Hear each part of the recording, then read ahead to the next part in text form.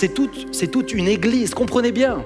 C'était des hommes, le réveil des Cévennes, c'était des hommes, pas forcément éduqués. C'était des hommes, c'était des femmes, c'était des enfants qui marchaient d'un seul corps, qui marchaient en unité. Et parce qu'ils marchaient en unité, parce qu'ils étaient en mouvement, ils gagnaient des âmes, ils voyaient l'action puissante du Saint-Esprit, les prophéties étaient là, et ils résistaient à une oppression qui voulait les tuer spirituellement. La profondeur de la compréhension de la cohésion chrétienne, de cette communion établie dans l'Église est très importante. Lorsque ce socle, ce squelette est maintenu, alors l'Église est l'Église.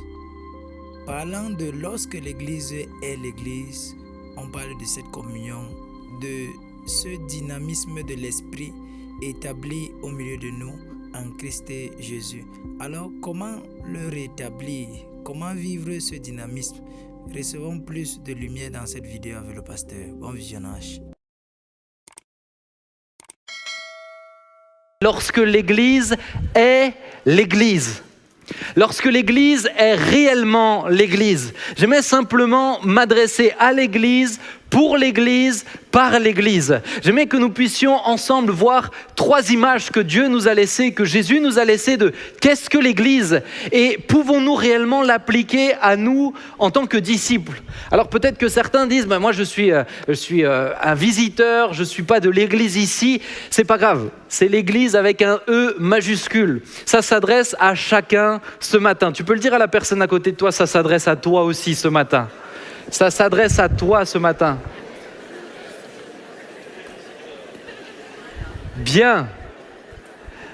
Tout d'abord, j'aimerais qu'on puisse questionner l'image que Dieu nous laisse du corps. C'est mon premier point ce matin. Lorsque l'Église est réellement le corps de Christ. On va lire ensemble ce texte que nous connaissons dans 1 Corinthiens 12 au verset 12 jusqu'au verset 27 et nous allons le lire ensemble. Car comme le corps est un et a plusieurs membres et comme tous les membres du corps malgré leur nombre ne forment qu'un seul corps, ainsi en est-il de Christ. Nous avons tous en effet été baptisés dans un seul esprit pour former un seul corps, soit juif, soit grec, soit alsacien, soit esclaves, soit libres, et nous avons tous été abreuvés d'un seul et même esprit. Ainsi, le corps n'est pas un seul membre, mais il est formé de plusieurs membres. Si le pied disait « parce que je ne suis pas une main, je ne suis pas du corps », ne serait-il pas du corps pour cela ? Et si l'oreille disait « parce que je ne suis pas un œil, je ne suis pas du corps », ne serait-elle pas du corps pour cela ? Si tout le corps était œil, où serait l'ouïe ? S'il était tout ouïe, où serait l'odorat ? Maintenant, Dieu a placé chacun des membres dans le corps comme il l'a voulu. Si tout était un seul membre, où serait le corps ? Maintenant donc, il y a plusieurs membres et un seul corps. L'œil ne peut pas dire à la main « je n'ai pas besoin de toi », ni la tête dire aux pieds « je n'ai pas besoin de vous ». Mais bien plutôt, les membres du corps qui paraissent être les plus faibles sont nécessaires. Et ceux que nous estimons être les moins honorables du corps, nous les entourons d'un plus grand honneur. Ainsi, nos membres les moins honnêtes reçoivent le plus d'honneur, tandis que ceux qui sont honnêtes n'en ont pas besoin. Dieu a disposé dans le corps de manière à donner plus d'honneur à ceux qui en manquaient, ainsi qu'il n'y ait pas de division dans le corps, mais que les membres aient également soin les uns des autres. Et si un membre du corps souffre, tous les membres souffrent avec lui. Et si un membre est honoré, ce sont tous les membres qui se réjouissent avec lui. Vous êtes le corps de Christ, et vous êtes ses membres, chacun pour sa part. Bien-aimés, ce matin, je nous rappelle, nous sommes membres du corps de Christ. La personne à côté de toi fait partie du corps de Christ et tu fais partie du corps de Christ. Maintenant, j'aimerais nous questionner. Vivons-nous réellement le corps de Christ ? Vivons-nous réellement cette dimension-là ? Et je vais le dire ainsi ce matin, nous sommes appelés à être le corps et l'Église n'est pas réellement l'Église si elle n'est pas un corps en mouvement. si elle n'est pas un corps qui peut se déplacer, si elle n'est pas un corps qui est vivant. Nous sommes en pleine saison des Jeux Olympiques, vous en avez sûrement entendu parler, je suppose, peut-être jusqu'à chez nous. Mais au-delà de tout ce qu'il y a eu aussi du sport quand même dans tout cela, je tiens à le préciser. Il y a eu beaucoup de médailles d'or, beaucoup de médailles françaises pour ceux qui suivent un peu. Mais imaginez maintenant une athlète avec tout ce potentiel, une coureuse ou une nageuse qui ne se réveille pas, qui est la belle au bois dormant. Une athlète aux Jeux Olympiques qui a tout son potentiel, toute sa force, tout l'espoir qui est mis sur elle, mais qui passe son temps à dormir. Tout cela ne sert à rien. Son corps ne lui sert pas. Moi, vous me mettez dans une piscine, je ne suis pas Léon Marchand. Moi, je nageote. Ouais, c'est ça, merci papa. Bien aimé, je nageote. Mais si moi je suis réveillé et que moi je suis dans la piscine et que Léon Marchand, lui, dort, je suis plus rapide que lui. C'est vrai ou c'est faux? Bien aimé, le corps a de l'impact dans ce monde lorsqu'il est en mouvement. L'Église a de l'impact dans ce monde lorsqu'elle est en mouvement. Comprenez cela, l'Église n'est pas un corps statique. Ça c'est la définition d'un corps mort. L'Église n'est pas un corps statique, l'Église est un corps en mouvement, l'Église est un corps qui se déplace, l'Église est un corps qui fait preuve d'initiative, l'Église va de l'avant, l'Église bâtiment n'est pas un corps en mouvement. C'est une structure qui se maintient en vie, c'est une structure qui donne l'illusion d'une vie. On met beaucoup d'énergie pour faire vivre et tourner les choses qui sont dans le bâtiment. Mais l'Église, corps de Christ, ce n'est pas un bâtiment. Voilà, j'en ai eu 4 des amen. 4. Alors je sais qu'on est dans un pays démocratique, vous êtes libre, mais s'il vous plaît, un petit peu quand même. L'Église n'est pas un bâtiment. Je l'ai déjà évoqué, mais dire « je vais à l'Église », en tant que vrai disciple vivant, il y a quelque chose qui ne va pas. Tu es l'Église. Nous nous retrouvons pour louer le Seigneur ensemble dans un bâtiment. Mais tu ne vas pas à l'église, tu es l'église qui te retrouve.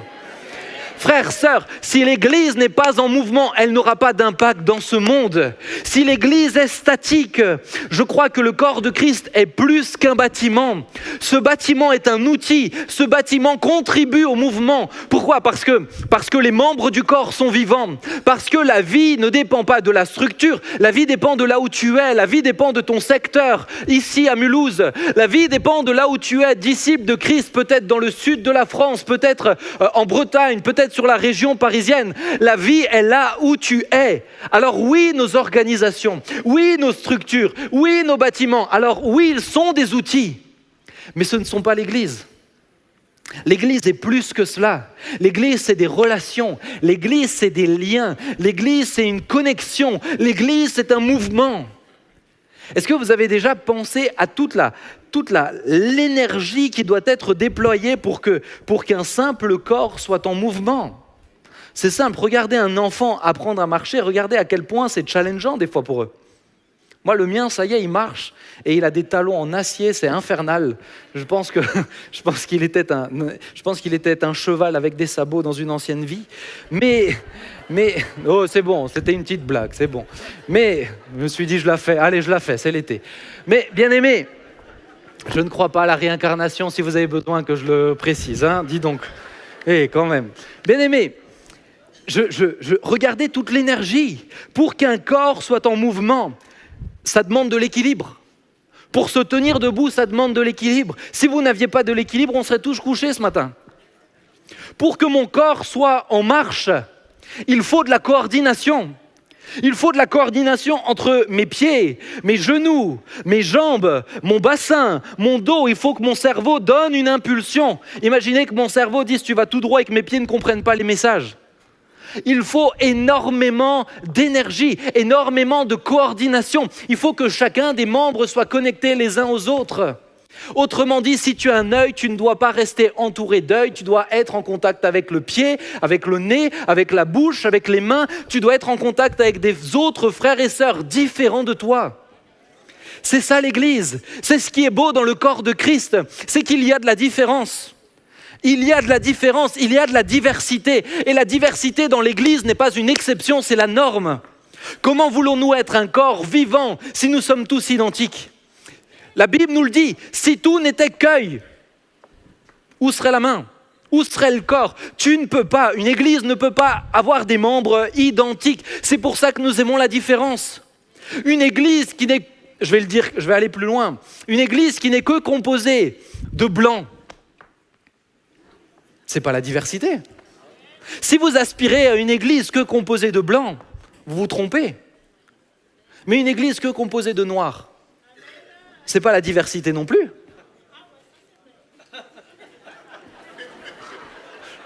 C'est elle qui l'a dit, c'est pas moi. J'aimerais nous challenger un petit peu ce matin. J'aimerais nous questionner parce qu'en m'adressant à l'église, je m'adresse aux disciples. Comment vois-tu le corps? Comment vis-tu le corps? Es-tu conscient que tu es appelé à être en lien avec tes frères et sœurs? Si tu as un problème de racines dans le corps, tu as un réel problème avec Dieu qui a créé la diversité dans le corps. Comment le vis-tu? Comment le vois-tu? Tu as ton rôle à jouer. Vous le savez, il y a une notion à laquelle je suis particulièrement attaché. J'aime prêcher l'église que j'appelle l'église organique. Autrement dit, c'est une église vivante en son sein. Ce n'est pas l'organisation, ce n'est pas les pasteurs, l'équipe pastorale, ceux qui sont ici toute la semaine, qui amènent la vie. La vie vient de partout et nous essayons de la diriger. Mais c'est ça une église organique. Une église organique, tu fais preuve d'initiative là où tu es. C'est ça faire partie du corps. C'est ça faire partie du corps. Il y a des initiatives, il y a un mouvement. Bien-aimé, toi qui es une pierre vivante, quelle est ta vision du corps aujourd'hui? Il y a deux obstacles à l'église, corps de Christ en Occident. Le premier obstacle, c'est l'individualisme. Et le deuxième obstacle, c'est le consumérisme. L'individualisme, pourquoi? Non pas que nous sommes appelés à être une église où l'individu n'a plus sa place. Tu es unique. Bertrand, il n'y en a pas deux comme toi. Il n'y en a pas deux. Si on avait trop, personne ne dormirait. L'église travaillerait 24 heures sur 24. Ça serait épuisant pour ceux qui ne te ressemblent pas. Papa, tu es unique. Et Dieu soit loué. Tu es unique. Tu es unique, Nathalie, tu es unique. Ton sourire est unique. Pour ceux qui connaissent Nathalie. Nordine, tu es unique. Chacun, où que tu sois, tu peux regarder ton frère, ta sœur. On ne se ressemble pas. Et si tu as un doute, on compare les empreintes digitales. Nous sommes uniques. Nous sommes spécifiques. Il y a dans la parole de Dieu, et c'est en ça que je trouve la parole de Dieu extraordinaire. Il y a l'individu. À vrai dire, c'est l'une des seules croyances dans ce monde où on met en avant l'individu. Jésus ne dit pas s'ils veulent être mes disciples, il dira si quelqu'un veut être mon disciple. Il ne s'adresse pas à une foule d'abord, il s'adresse à chaque individu dans cette foule. Jésus s'adresse à l'individu. Tu as tes spécificités, tu as tes particularités, mais tu dois être conscient que tu fais partie d'un tout. C'est l'image de la Trinité. Chacun est unique dans la Trinité, mais ils forment un. Nous formons un seul corps. Aujourd'hui, nous sommes dans une forme d'individualisme. J'en ai déjà parlé, je ne sais plus quand c'était, mais dans une prédication, c'est le pédopsychiatre Piaget qui parlait de l'égocentrisme enfantin. Vous avez un petit enfant, pendant longtemps, il ne réalise pas que tout le monde ne tourne pas autour de lui. Moi, mon petit Elliot, le dernier, si on fait un cache-cache, j'ai une table avec une vitre en verre comme ça.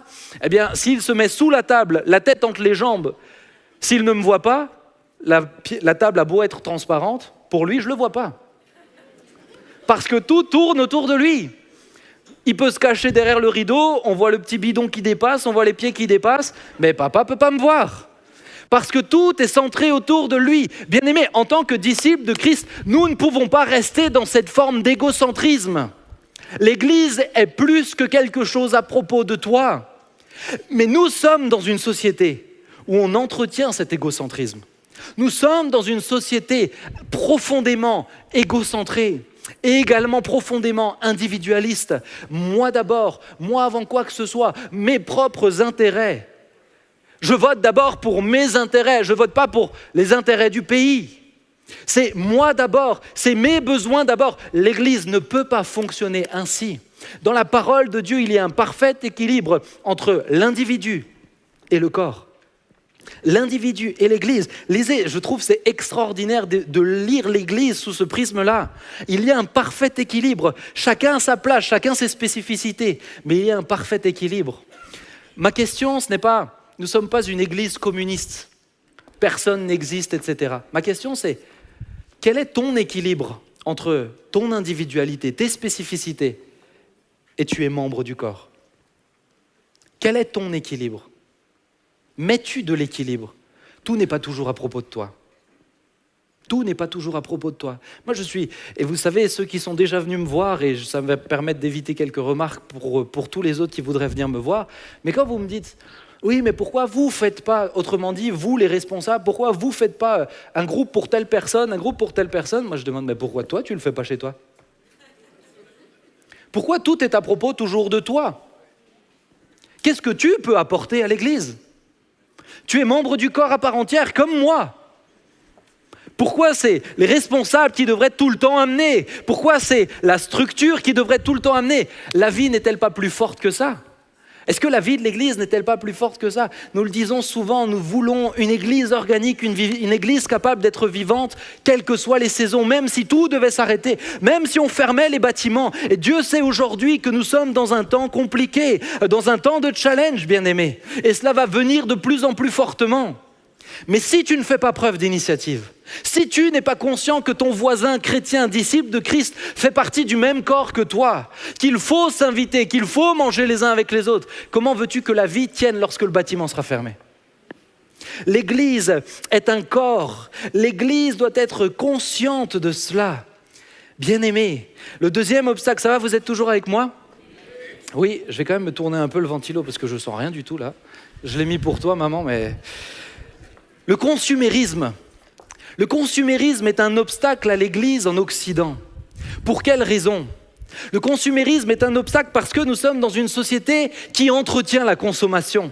On vend un produit, il y a une concurrence entre différentes marques pour que tu choisisses leurs produits. Et chaque marque cherchera à ce que son produit soit le meilleur, soit le plus performant, te rende le mieux service. Excusez-moi, je vais le tourner parce qu'il y a trop de vent dans le micro. Et je vois le sonorisateur, je suis... gentil ce matin. Mais, bien aimé, le consumérisme, c'est quelque chose que nous entretenons. Je vais vous dire quelque chose. Moi, j'aime bien. Moi, j'aime bien ça dans le monde. Je ne suis pas contre ça. Je ne suis pas contre ça. Quand je vais dans un restaurant et que ce restaurant ne me plaît pas, ben je le dis et j'y retourne pas. Vous ne faites pas la même chose? On est d'accord. Mais maintenant, je vous pose une question. Quand vous sortez du culte, tout à l'heure là, qu'est-ce que vous allez dire du culte? Vous allez dire, ah la louange c'était bien, bon, ils ont dû changer un micro à un moment donné, j'ai vu. Ou la prédication, bon, tout le temps là, à bouger comme ça, avec ses cheveux. C'est... Qu'est-ce que vous allez dire? Mais si vous faites ça à la sortie du culte, c'est l'équivalent d'une remarque sur TripAdvisor quand vous notez un restaurant. Que tu mettes une note sur un restaurant, sur TripAdvisor, pas de problème, ça me rend service, ça m'évite des mauvais restaurants. Mais que tu parles comme ça du corps de Christ, c'est pas normal. Ça veut dire que tu vois l'Église comme un produit à noter. Ça veut dire que tu vois les prédications comme des produits de consommation. Ça veut dire que tu es consommateur et que tu n'es pas disciple. La société de consommation est un danger pour l'Église en Occident aujourd'hui. Que cela soit valable dans notre société capitaliste, pas de souci. Mais je ne viens pas ici pour être servi, je viens pour apporter.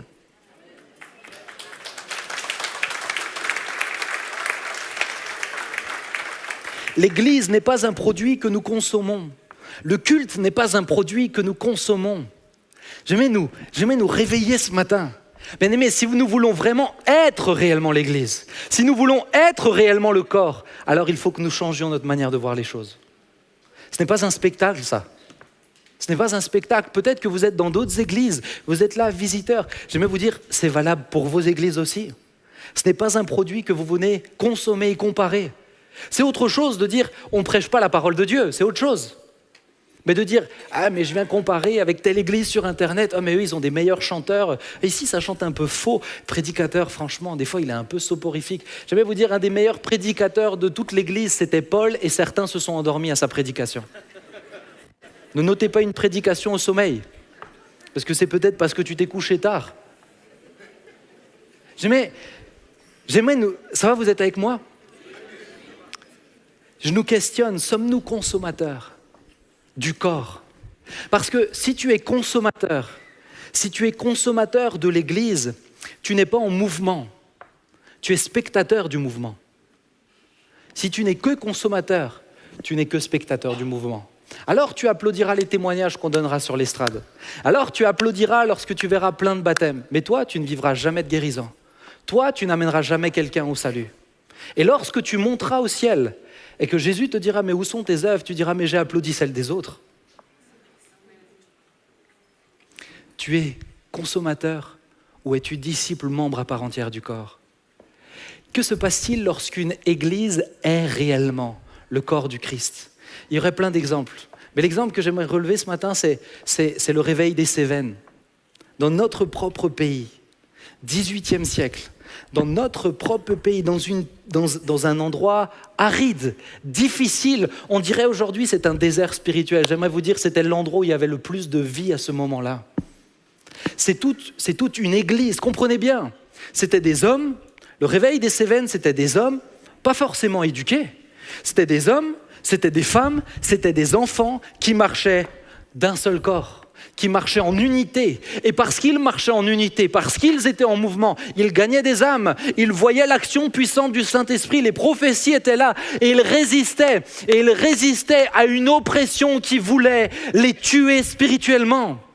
Vous avez dans le réveil des Cévennes, vous avez une Marie Durand, vous avez des femmes extraordinaires, mais vous aviez des jeunes enfants qui se levaient, qui prophétisaient, qui dirigeaient toute une partie du corps. Vous aviez des prédicateurs de l'évangile qui étaient prêts à mourir, qui étaient jetés dans des flammes, qui étaient tués devant leur famille, mais c'était un seul corps qui bougeait. Et aujourd'hui, nous sommes héritiers de ce réveil-là.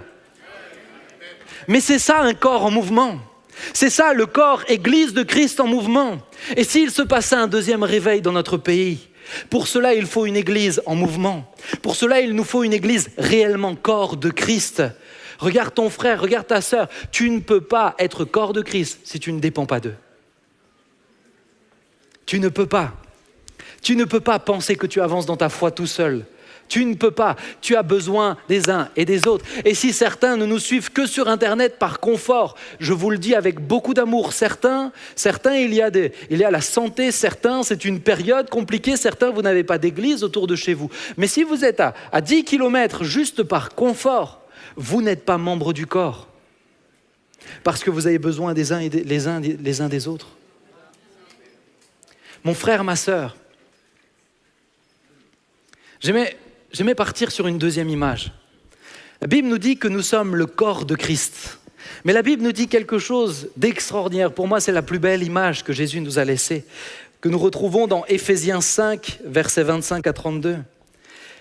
Marie, aimez vos femmes comme Christ a aimé l'Église et s'est livré lui-même pour elle, afin de la sanctifier par la parole, après l'avoir purifiée par le baptême d'eau, afin de faire paraître devant lui cette Église glorieuse, sans tache, ni ride, ni rien de semblable, mais sainte et irrépréhensible. C'est ainsi que les maris doivent aimer leurs femmes, comme leur propre corps. Celui qui aime sa femme s'aime lui-même, car jamais personne n'haït sa propre chair, mais il la nourrit et en prend soin, comme Christ le fait pour l'Église. Parce que nous sommes membres de son corps, c'est pourquoi l'homme quittera son père et sa mère et s'attachera à sa femme. Les deux deviendront une seule chair. Ce mystère est grand. Je dis cela par rapport à Christ et à l'Église. Lorsque l'Église est réellement l'épouse, c'est mon deuxième point ce matin. Lorsque l'Église est réellement l'épouse, alors peut-être que pour mes frères, c'est un exercice intellectuel un peu particulier, je vous l'accorde, de s'imaginer en épouse, etc. Mais je crois que lorsqu'on s'ouvre à cette image, surtout dans notre contexte, Seigneur, mais quand on s'ouvre à cette image, bien-aimé, il y a une richesse. Tu fais partie de l'Église, donc tu fais partie de celle que Jésus voit comme son épouse. Non pas comme un être aimé, mais comme son épouse. J'aime plein de personnes, mais mon épouse, c'est la seule que j'aime comme ça. Aujourd'hui, ce matin, elle est malade, elle nous suit sur Internet. Ma chérie, je t'aime. Avons-nous conscience de qui nous sommes aux yeux de Dieu? Nous sommes son épouse. Nous sommes son épouse. Je redis une troisième fois parce que c'est trop beau. Nous sommes son épouse. C'est extraordinaire. Jésus nous voit comme son épouse. Il nous aime comme son épouse. Il prend soin de nous comme son épouse. Te comportes-tu comme son épouse? C'est la question ce matin. Lorsque l'Église est réellement l'épouse, te comportes-tu vraiment comme l'épouse de Jésus? Te comportes-tu, toi, chez toi, en tant que disciple, comme l'épouse de Jésus? Le livre de l'Apocalypse nous parle des noces de l'agneau. Le livre des Cantiques nous parle d'un Jésus aimant profondément son épouse. Et Paul dira, ce mystère est grand dans l'union, ils ne formeront qu'une seule chair. Concernant Jésus et son épouse, c'est un grand mystère. Mais il y a une intimité entre Christ et son épouse. Il y a une profondeur entre Christ et son épouse. Alors là, nous ne sommes pas que spectateurs, alors là, nous ne sommes pas que consommateurs, nous ne sommes même pas que adhérents. Nous sommes celles qu'il s'est choisies. Avec ma femme, c'est la personne avec qui j'ai le plus d'unité. C'est ce que Dieu veut pour nous, aujourd'hui encore. Mais te comportes-tu comme son épouse? L'épouse fait quoi? L'épouse s'apprête pour l'époux. L'épouse s'apprête pour l'époux. Jésus reviendra chercher son épouse. Mais le texte que nous avons lu, nous voyons une épouse qui s'apprête à la venue de l'époux. Est-ce que tu t'apprêtes à la venue de Jésus? Répondez pas trop vite, j'ai même pas développé ce point-là. Vous répondrez à la fin. Est-ce que tu t'apprêtes à la venue de Jésus? Bien-aimé, il y a une démarche chez l'épouse que nous voyons dans la parole de Dieu. Il y a une démarche d'embellissement. Il y a une démarche de progression. Elle cherche à se faire belle pour lui plaire. Ramener à ton niveau. Cherches-tu, ma sœur, à te faire belle pour plaire à Jésus? Mon frère, cherches-tu à te faire beau pour plaire à Jésus? Il y avait à l'époque, alors ça se développe, ça s'entretient, mais c'était particulièrement fort encore quand j'étais enfant. Il y avait, c'est juste à l'extérieur, mais il y avait les habits du dimanche. Pourquoi? Parce que quand on venait, alors nous c'était marrant, ma mère elle aimait nous habiller de la même manière avec mon frère. Elle achetait des tenues du dimanche, on était deux jumeaux, sauf que c'était un peu Laurel et Hardy, il était un peu plus rond, j'étais très fin. Mais c'était les habits du dimanche. Tu voulais les mettre en semaine? Ah non, c'est les habits du dimanche. Mon frère, ma sœur, tous les jours, dans ton cœur, tu dois revêtir les habits du dimanche pour l'époux. Pour l'époux, tu dois t'apprêter, tu dois être dans une démarche. Traditionnellement, chez nous, lorsqu'il y a le mariage, eh bien, normalement, l'époux voit la tenue de la mariée, voit la mariée au dernier moment. Moi, je me rappelle très bien lorsque c'était ici, lorsqu'on s'est mariés, là on arrive bientôt sur nos 10 ans de mariage, ça passe très vite. Mais il y a Stegno qui fête ses 40 ans de mariage aujourd'hui. Stegno et Nathalie qui sont là, levez voir la main où vous êtes, je vous ai vu tout à l'heure. 40 ans. Que Dieu vous bénisse. Mais lorsqu'elle est venue, lorsqu'elle est rentrée, elle est arrivée jusqu'ici dans l'allée. Je l'ai vue, la première chose qu'elle me dira, elle me susurrera, elle me dira « Tu me trouves belle ». C'est la première chose.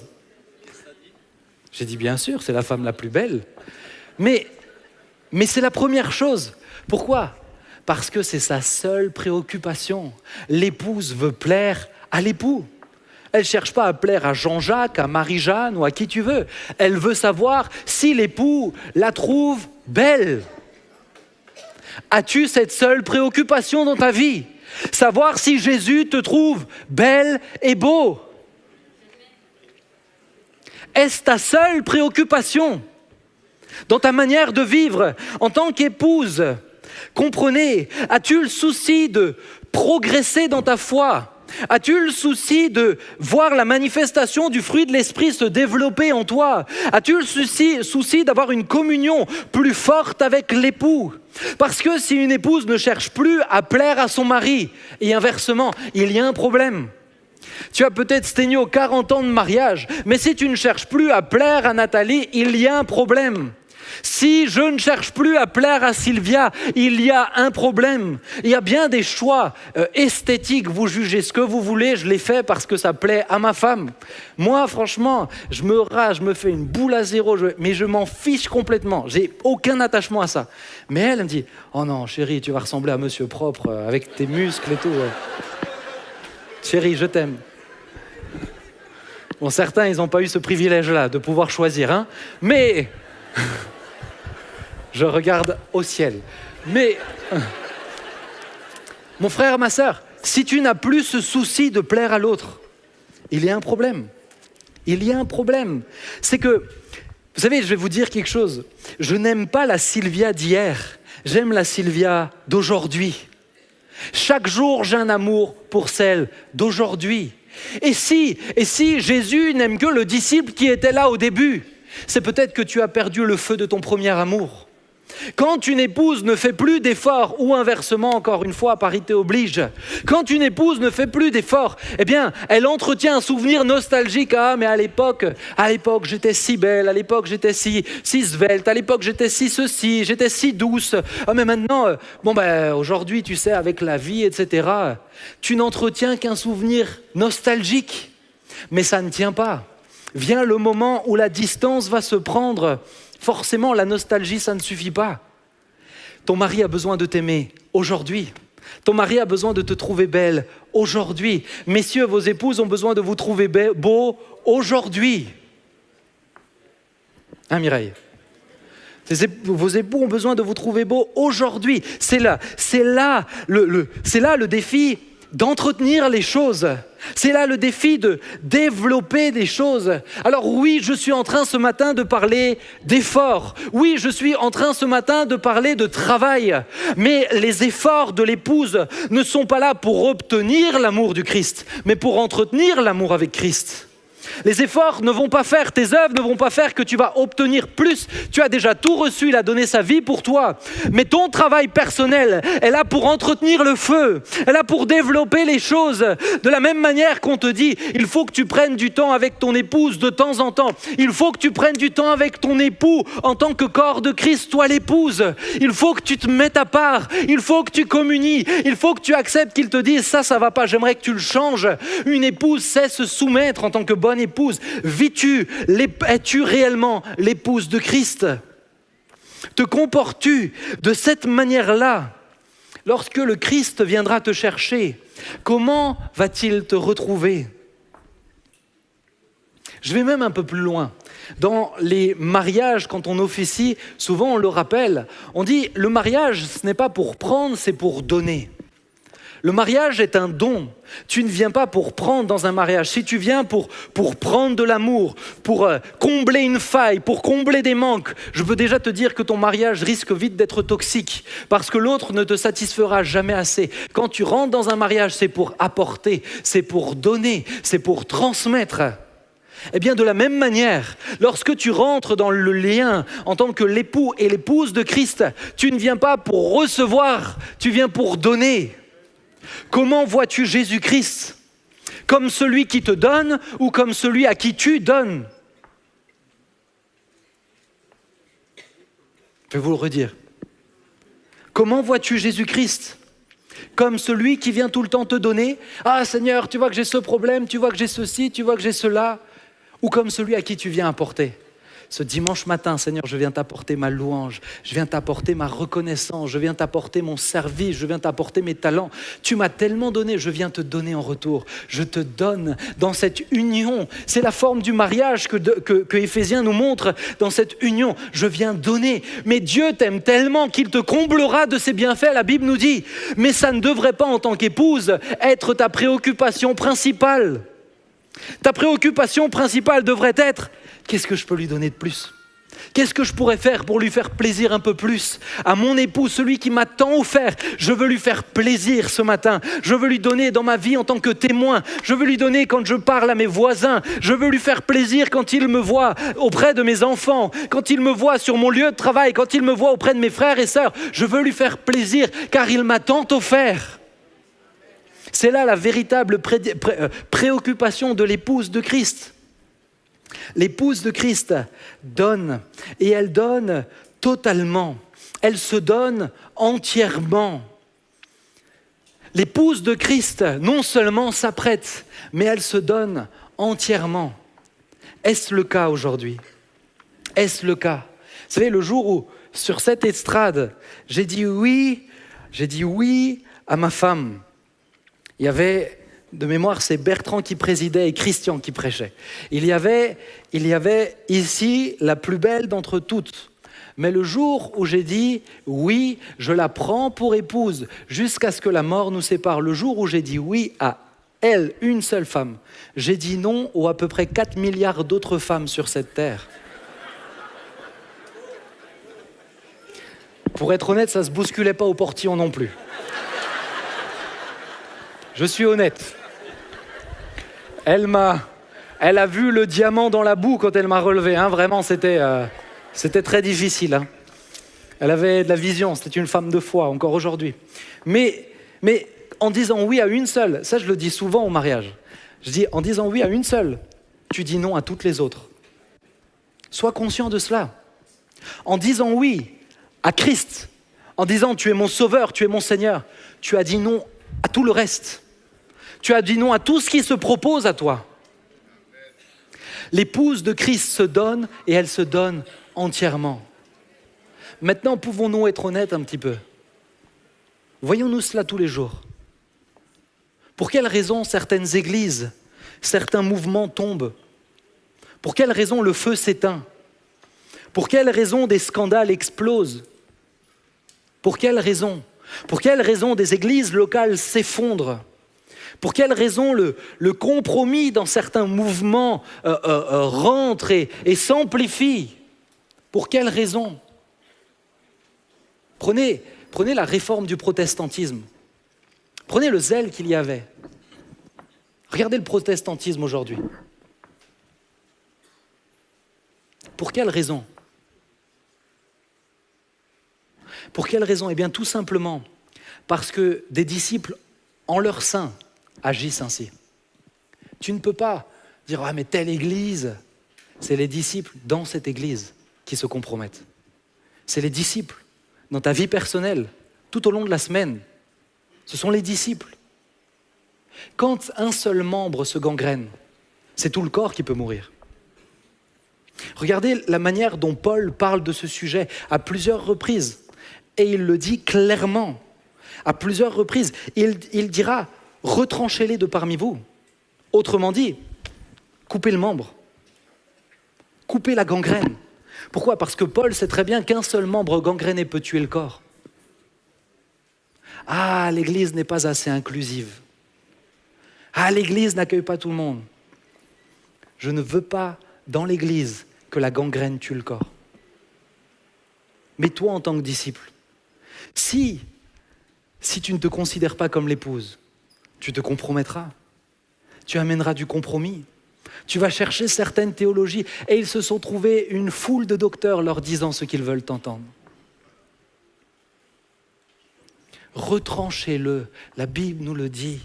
Je ne parle pas là de rejet méchant, juste humain. Non, je vous parle d'une conscience. Le compromis ne peut pas se développer.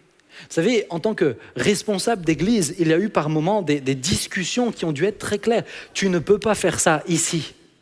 On n'accepte pas ça ici. Pourquoi? Parce que nous sommes conscients que tout le corps peut être impacté. Mais j'aimerais nous questionner chaque disciple ce matin, ici et sur Internet. Parce qu'encore une fois, je ne parle pas que de l'église de la Porte Verte, je parle de l'église avec un grand E. L'église épouse de Christ. Combien de fois, Seigneur, ne nous as-tu pas partagé avec d'autres? Combien de fois n'as-tu pas vu dans ma vie du compromis? Combien de fois ne suis-je pas allé vers des idoles? Combien de fois Jésus n'a pas dû te partager avec ta carrière? Peut-être même avec ta famille. Combien de fois Jésus, lui l'époux, n'a-t-il pas vu en toi, dans ta manière de vivre, du partage, du compromis, de la légèreté, si facilement, et je nous prêche et je me prêche à moi-même, si facilement. Frères, sœurs, nous sommes l'épouse. Nous sommes l'épouse, nous ne pouvons pas nous permettre cela. Le monde est corrompu, mais nous ne pouvons pas nous permettre cela. Apocalypse nous dit que, Éphésiens nous dit que, afin qu'il trouve une épouse sans tache ni ride, ni rien de semblable. Je le rappelle, les taches, c'est les taches de vieillesse. Les rides, ça commence par des pas de doigts si vous avez beaucoup souri, et puis après, ça part ici quand vous êtes très fatigué, et puis après, il y en a partout. Mais l'Église de Jésus-Christ, plus elle avance dans le temps, plus elle fait une cure de rajeunissement. C'est à la fin, l'Église ici n'est pas parfaite, mais plus elle avance, plus elle doit rajeunir, plus elle doit s'embellir. Embellis-tu l'Église ou es-tu en train de l'amochir par ta vie? C'est très concret ce matin. Es-tu en train de l'embellir ou es-tu en train de la souiller par ton compromis? C'est la prophétie du prophète Osée. Choisis-toi une prostituée, aime-la, donne-lui tout, et il verra cette prostituée repartir dans sa boue. Oui, Dieu nous montre par cette image, il la pardonne, il la relève. Mais qu'est-ce que ça fait à l'époux de voir son épouse repartir dans la boue, se donner à d'autres, devoir la partager avec d'autres? J'aimerais nous questionner ce matin. Que se passe-t-il lorsque l'Église est réellement l'épouse? Eh bien, elle a alors un élan de sanctification, parce qu'elle s'apprête, parce qu'elle attend de manière intentionnelle le retour de Jésus, elle se fait belle. Il y a beaucoup de croyants qui sont attentistes, ils sont sauvés, ils disent « vivement que Jésus revient parce que dans ce monde, et on attend, on est dans une salle d'attente et on attend jusqu'à la fin ». C'est parce que la Bible nous montre. La Bible nous dit pendant que Jésus est au ciel, qu'il agit et qu'il dirige du ciel, un jour il reviendra. Mais toi, tu dois travailler ici. Tu dois t'apprêter. Tu ne dois pas juste attendre, dire vivement, il tarde, il y a des bouchons au ciel, qu'est-ce qui se passe? Tu ne dois pas faire ça. Non, tu dois être intentionnel, tu dois veiller à progresser, à devenir de plus en plus belle en tant qu'épouse de Christ. Nous ne sommes pas dans une salle d'attente, nous sommes intentionnels, bien-aimés. Nous sommes intentionnels dans ce que le Seigneur nous demande. Que se passe-t-il lorsque l'Église est réellement l'épouse? Il se passe le réveil méthodiste en Angleterre. Lorsque l'Église est réellement l'épouse, le réveil méthodiste, aujourd'hui le mouvement méthodiste a changé un petit peu. Je ne vais pas rentrer dans toute l'histoire du méthodisme, mais je vous encourage à découvrir, si vous ne connaissez pas le réveil méthodiste en Angleterre, 18e siècle. C'est un réveil qui a eu un impact profond. Je l'ai trouvé très bien écrit. Je voulais juste un paragraphe d'un texte qui parle du réveil méthodiste. Les historiens s'accordent aujourd'hui à reconnaître que le XVIIIe siècle, qui fut à tant d'égards, je vous rappelle, c'est Voltaire, etc. En France, c'est la décadence. Qui fut à tant égard une époque de dissolution pour l'Europe continentale, fut au contraire, pour la Grande-Bretagne, le moment de l'une de ces crises bienfaisantes qui régénèrent un peuple et ouvrent devant lui une ère nouvelle. Tandis que partout ailleurs, les convictions baissaient et que les mœurs se dégradaient au souffle du scepticisme, ce peuple-là, dans son île solitaire, rebâtissait pierre à pierre l'édifice peu solide jusqu'alors de ses convictions et celui moins solide encore de ses mœurs. Lorsque l'Église est réellement l'épouse, c'est tout un pays qui est impacté. C'est tout un pays qui est impacté. Non pas que nous prêchons et non pas que je crois à une politisation de l'Évangile. Ce n'est pas par la politique qu'on transformera ce pays, mais c'est par une Église qui est réellement l'épouse. Ce ne sont pas tes élus qui vont transformer ce pays. C'est lorsque l'Église est réellement l'épouse. Lorsque tu te considères réellement comme l'épouse. Lorsque tu vis vraiment comme l'épouse. Lorsque tu amènes la sainteté là où que tu sois parce que tu es vraiment l'épouse. Je ne me souillerai pas avec le compromis. Je ne me mélangerai pas avec le compromis. Jésus, Fils de Dieu, homme incarné, était capable d'être totalement pur tout en étant avec des gens de mauvaise vie. Pourquoi ne serait-ce pas possible pour toi aujourd'hui ?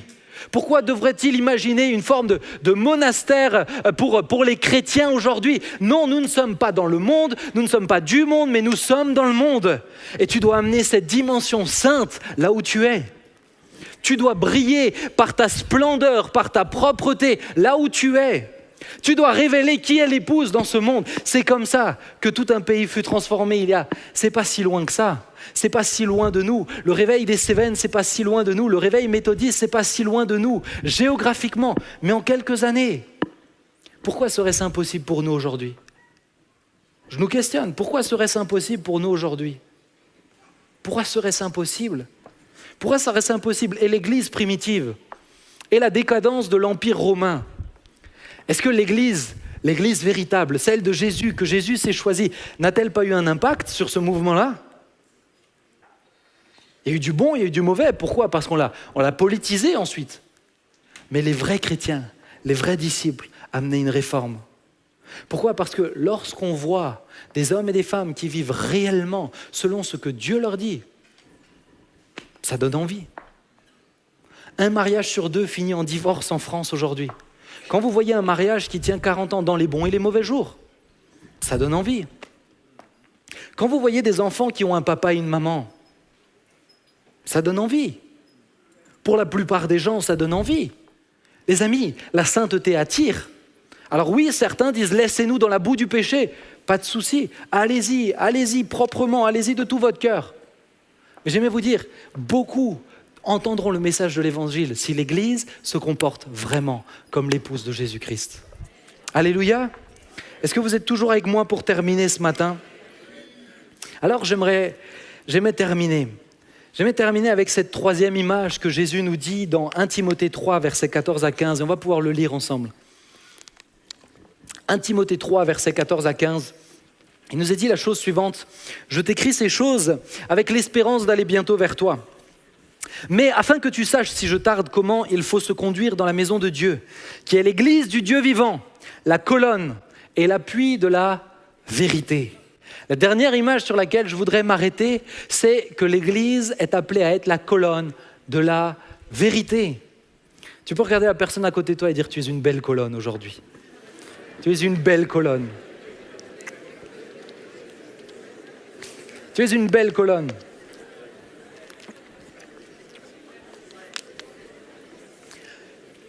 L'Église est la colonne de la vérité. Autrement dit, l'Église est celle sur laquelle la vérité doit pouvoir s'appuyer. Il faut que la vérité puisse s'appuyer sur la colonne, sur l'Église. Jésus le dira, « Je suis le chemin, la vérité et la vie. » La vérité, bien-aimé, n'est pas une notion idéologique, la vérité est une personne. Tu ne choisis pas, il n'y a pas de chacun sa vérité, ça n'existe pas, c'est incohérent, ça ne veut rien dire. Chacun sa vérité, ça ne veut rien dire. La vérité, c'est vrai ou c'est faux. Mais Jésus est la vérité. Tu veux connaître la vérité, c'est une personne et elle se prénomme Jésus-Christ. Mais dans ce monde, alors que Jésus est au ciel, Jésus a décidé que l'Église soit l'appui de son message, l'appui de la vérité. L'Église est appelée à être la colonne, celle sur laquelle Jésus compte pour pouvoir défendre, révéler, démontrer, annoncer la vérité. J'aimerais juste dire ces 2 choses. Il faut 2 choses, la colonne et l'appui de la vérité. Eh bien, pour que tu sois la colonne de la vérité, pour que tu fasses partie de la colonne de la vérité, il faut que tu sois attaché à la parole de Dieu. C'est la première chose. Ça commence par là. Je suis surpris de voir tant de chrétiens qui ne connaissent pas la parole de Dieu, qui ne lisent pas la parole de Dieu, qui ne la méditent pas. Beaucoup attendent que ce soit du haut de l'estrade qu'on vous dise ce qu'il faut comprendre de la Bible. Je le dis souvent, ne me croyez pas sur parole. Reprenez les textes, faites vos études personnelles, cherchez, soyez attachés à la vérité, parce que c'est ainsi que vous pourrez un jour en parler et la défendre. Mais il faut être attaché, il faut l'aimer, il faut s'en saisir, il faut l'approfondir, il faut la connaître. Vous savez que, je vais le dire comme ça, mais vous savez que les évangéliques n'ont pas une réputation de grands connaisseurs de la parole de Dieu? Est-ce que vous êtes conscient de ça? Excusez-moi, c'est un peu la honte quand même. Ah, mais j'aime pas lire. Non, je t'ai jamais demandé si t'aimes lire. Je t'ai demandé si t'es attaché à la parole de Dieu. Je t'ai pas parlé de lecture. Je t'ai parlé de la vie que ça produit en toi. Je t'ai parlé d'une semence qui porte du fruit. T'aimes pas lire? Écoute-la. Elle est en audio aujourd'hui. Demande à quelqu'un de te la lire. Fais des études avec des frères et sœurs. Et si t'aimes pas lire, alors vous regardez pas de séries sous-titrées pour tous ceux qui regardent en anglais, je suppose. Vous lisez pas vos fiches d'impôts non plus. Ah, les impôts, ça lit, hein. Si vous les lisez pas, vous avez un souci. Pourquoi vous le lisez? Parce que c'est sérieux. Mais est-ce que la parole de Dieu, c'est pas plus sérieux que vos impôts sur terre? On est d'accord avec ça? Bien-aimés, nous devons être attachés à la parole de Dieu. Nous devons l'aimer, nous devons nous en saisir. Moi, j'aime bien changer mes manières de faire. J'aime bien, de temps en temps, je prends une autre version de la Bible, juste pour la relire sur des moyennes périodes. Des fois, sur un an, je lis telle version. Là, en ce moment, j'ai repris chaque verset, je renote, ça me prend beaucoup plus de temps, mais en ce moment, ça me plonge d'une manière différente. Alors, il y en a qui ont d'autres levels. Hein. J'ai Jean-Marie Ribel, lui, il la lit en italien pour pouvoir la lire différemment. Bon. Le jour où je la lirai en italien, c'est que je l'ai vraiment lu pas mal et je maîtrise bien la langue. Hein. Mais, frères et sœurs, ne vous habituez jamais. Ne vous habituez jamais. Vous devez la lire avec intention, vous devez la lire avec attachement. Elle est la colonne, je suis la colonne, je dois la connaître, je dois pouvoir la révéler, je dois pouvoir la défendre. Vous savez, les plus grandes révélations que j'ai eues quant à Dieu, quant à l'Église, etc., c'est pas dans des prédications, c'est moi tout seul avec la parole de Dieu. C'est les plus grands. Mais si moi je les ai, pourquoi vous ne pourriez pas les avoir? Chacun peut recevoir s'il aime la parole. Deuxièmement, l'Église, colonne de la vérité, c'est l'Église qui défend la vérité. Elle est capable de la défendre. Nous sommes appelés, bien-aimés, à défendre la vérité. Dans notre contexte, face au monde, aujourd'hui, défendre la vérité demande du courage. Cela demande du courage. Vous en avez une belle démonstration cette semaine. Cela demande du courage. Beaucoup m'ont écrit en disant merci pour le courage. Mais j'aimais vous le dire et vous le redire. Si je l'ai fait, si j'ai volontairement publié ces vidéos-là, c'est pour que ça vous donne du courage là où vous êtes. C'est pour que ça ouvre la discussion. Oui, le dire ici, c'est bien, mais il faut le dire dans l'espace public. Il faut le dire auprès de tes voisins. Il faut le dire auprès de ta famille. Je parle pas là de débat politique, les JO, pas les JO. Non. Je vous parle de la parole de Dieu. Il faut dire la vérité. Il faut la dévoiler. Nous arrivons au temps où, pendant que l'équipe de louange me rejoint, s'il vous plaît, nous arrivons au temps où la Bible nous l'avait annoncé. Le mal sera appelé bien et le bien sera appelé mal. Aujourd'hui, la vérité est appelée mensonge. Et le mensonge est appelé vérité. Mon ami, tu as un rôle à jouer. Matthieu 10, verset 16 nous dira « Voici, je vous envoie comme des brebis au milieu des loups. Soyez donc prudents comme les serpents et simples comme les colombes. Mettez-vous en garde contre les hommes, car ils vous livreront aux tribunaux et ils vous battront de verges dans les synagogues. Vous serez menés à cause de moi devant les gouverneurs et devant les rois pour servir de témoignage à eux et aux païens. Mais quand on vous livrera, ne vous inquiétez ni de la manière dont vous parlerez, ni de ce que vous direz. Ce que vous aurez à dire vous sera donné dans l'heure même. Mais ce n'est pas vous qui parlerez, c'est l'Esprit de votre Père qui parlera en vous. Il y a l'art et la manière, il y a de la sagesse pour parler. Il y a de la subtilité, le texte nous le dit. Sage comme une colombe et prudent comme un serpent. Mais, bien-aimés, il y a un enjeu. Il faut dire la vérité. J'ai régulièrement des coups de fil concernant tout ce qui est des questions, identité de genre, etc. Je vous donnerai ce conseil. Prenez le temps de réfléchir les choses. Prenez le temps de les méditer. Prenez le temps, pas de parler à la légère de sujets que vous ne maîtrisez pas. Mais quand on est en son sein, on a un membre d'une famille, etc. Et on ne sait pas comment se comporter. J'ai souvent des rendez-vous, on me dit « mais qu'est-ce que je dois faire ?» J'ai toujours le même conseil. Dis la vérité avec amour. dis la vérité avec amour. Non pas de rejeter, non pas d'empêcher la personne de vivre ce qu'elle doit vivre. Si. Et là, je ne parle pas de mineurs, bien sûr, mais tu dois d'abord, avant d'être membre de cette famille, tu es colonne de la vérité. Dis la vérité avec amour. Vous savez, j'ai pu traiter des sujets, j'ai pu dire des choses ô combien difficiles à entendre. Mais quand vous le dites avec amour, vous seriez surpris de la réceptivité des gens. Pourquoi ? Parce que l'amour donne un message fort. L'amour, ce n'est pas la surtolérance de tout. L'amour, c'est dire la vérité. C'est dire la vérité. Bien-aimé, je ne suis pas là pour tout accepter, mais je suis là pour dire la vérité. Car ma préoccupation première, avant même la personne en face de moi, c'est la défense de la vérité. Église de Jésus-Christ, en tant que disciple, te comportes-tu comme la colonne de la vérité, celle sur laquelle Christ peut s'appuyer pour déclarer son message, celle sur laquelle Christ peut s'appuyer pour rester une lumière dans les ténèbres. La lumière peut faire mal aux yeux, le sel peut faire mal aux plaies. Mais j'aime vous dire, nous sommes sel et lumière, appelés à briller et à donner de la saveur. Et le texte nous le rappelle, si le sel perd sa saveur, à quoi sert-il ? À quoi sert-il ?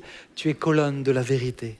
Ce matin, alors que nous fermons nos yeux, pendant que l'équipe me rejoint, merci, j'aimerais quelques instants que tu puisses fermer tes yeux et te questionner. Te questionner quant à où tu en es.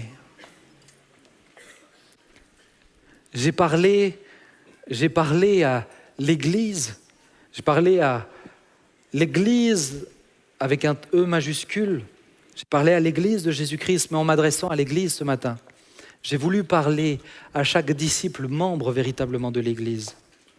Non pas ceux qui se donnent l'impression d'être membres, non pas ceux qui sont consommateurs, spectateurs, non pas ceux qui entachent l'épouse, mais ceux qui réellement disent « Seigneur, je ne suis pas parfait, mais je suis disciple, je suis membre de l'Église. » Peux-tu, ce matin, pour terminer ce culte, peux-tu quelques instants, imaginer comment serait le monde si l'Église était réellement, pleinement l'Église, si elle vivait pleinement son mandat? Comment serait le monde si l'Église était pleinement en mouvement, de manière unie, organique et forte? Comment serait le monde? Comment serait le monde si l'Église s'apprêtait intentionnellement au retour de l'époux, avec dévotion et amour? Comment serait le monde? Quel visage aurait-il? Comment serait le monde si l'Église brillait pour maintenir la vérité dans le monde?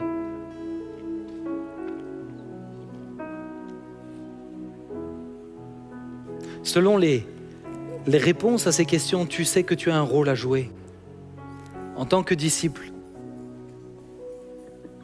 L'Église ne peut pas réellement être le corps si toi, en tant que disciple, tu ne te considères pas réellement comme membre du corps et que tu n'agis pas comme tel. L'Église ne peut pas être réellement l'épouse si tu ne te comportes pas réellement comme l'épouse de Jésus-Christ. L'Église ne peut pas réellement être la colonne de la vérité si tu ne te comportes pas réellement comme la colonne de la vérité.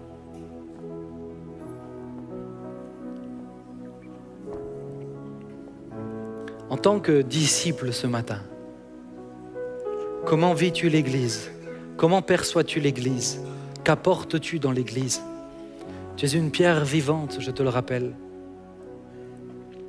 Pourrais-je t'inviter à ta place ce matin, juste s'il y a un ou plusieurs aspects de ce message sur lequel tu es particulièrement concerné, sur lesquels tu dis effectivement, là c'est pas juste, là mon comportement, là ma vision des choses n'est pas juste.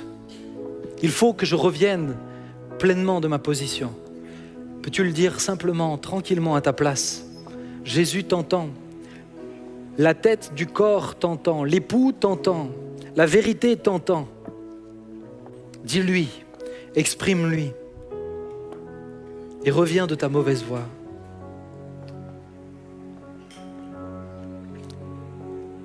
Jésus. Et plus que revenir de ta mauvaise voie, j'aimerais inviter l'Église à aller de l'avant maintenant. Église de Jésus-Christ, allons de l'avant ensemble. Quelle que soit la saison, quelles que soient les tempêtes que nous aurons à traverser, quelles que soient les pressions et les difficultés, allons ensemble de l'avant, d'un seul et même pas, d'un seul et même mouvement, non pas pour mettre certains en avant, nous avançons tous ensemble, nous avançons avec une seule pensée, un seul corps, une seule âme, un seul esprit, nous avançons avec le même esprit. Nous avançons pour annoncer l'évangile, nous avançons pour tenir ferme la vérité.